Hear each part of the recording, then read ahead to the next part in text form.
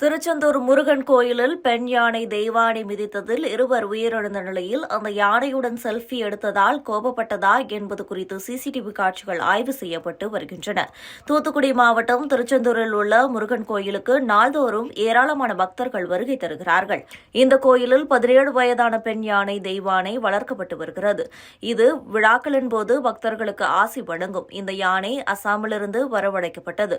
இதை திருச்செந்தூர் கோவில் அறங்காவலராக இருந்த 2006ஆம் ஆண்டு வாங்கி திருச்செந்தூர் முருகனுக்கு கொடுத்துவிட்டார். இந்த யானை அசாமிலிருந்து வந்தபோது அதற்கு 6 வயது, தற்போது 17 வயதாகிறது. கிட்டத்தட்ட 11 ஆண்டுகளாக இந்த கோயிலில் இருந்து வருகிறது.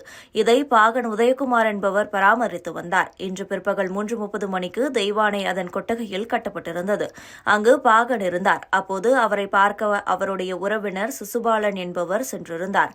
அப்போது இருவரையும் திடீரென யானை மிதித்ததால் அவர்கள் இருவரும் உயிரிழந்தனர். இதுகுறித்து வனத்துறையினர் நேரில் வந்து ஆய்வு மேற்கொண்டனர்.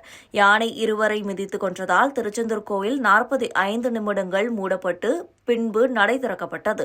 தற்போது யானையானது சாந்தமாக இருப்பதாக சொல்லப்படுகிறது. இருவரை கொன்றதற்கு பிறகு யானை உணவு சாப்பிடவில்லையாம். அதை உணவு உட்கொள்ள வைக்க முயற்சிகள் நடத்தப்பட்டு வருகின்றன. இந்த நிலையில் இந்த யானை தாக்குதலில் புதிய தகவல் ஒன்று வெளியாகியுள்ளது. அதாவது சிசுபாலனும் உதயகுமாரும் பேசிக் கொண்டிருந்தனர். பிறகு சிசுபாலன் அந்த இடத்தை விட்டு கிளம்புவதற்கு முன்பு செல்ஃபி எடுக்க விரும்பினார். பாகன் யானை தெரியும்படி செல்ஃபி எடுத்தார். இதைத் தொடர்ந்து யானையை தட்டிய சிசுபாலன் வரட்டுமா என கேட்டதாக தெரிகிறது. இதனால் யானைக்கு கோபம் ஏற்பட்டு அவரை தாக்கியிருக்கலாம் என்கிறார்கள். இந்த தாக்குதலை தடுப்பதற்கு வந்த பாகனை சுவற்றுடன் சேர்த்து நசுக்கி கொன்றதாக தெரிகிறது.